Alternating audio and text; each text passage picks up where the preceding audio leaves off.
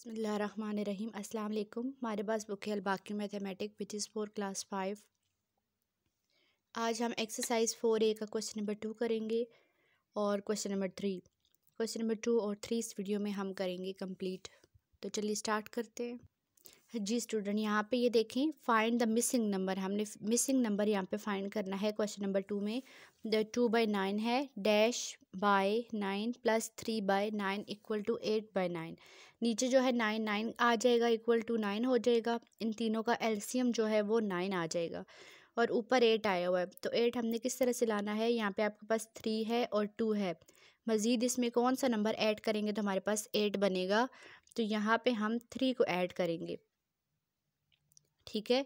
यानी कि 3 और 2 हो गए 5 और 3 प्लस करेंगे तो 8 हो जाएगा, इसीलिए यहाँ पे 3 आया है।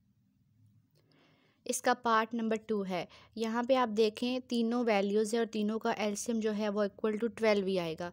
अब यहाँ पे ऊपर आपके पास 5 है और 3 है, मज़ीद क्या इसमें प्लस करेंगे तो 10 बनेगा।